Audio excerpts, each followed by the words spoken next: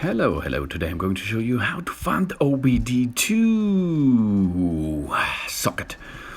Open the driver side and under the steering wheel there it is, a cover, and this you have to uncover as you can see, and there it is, the OBD2 slot.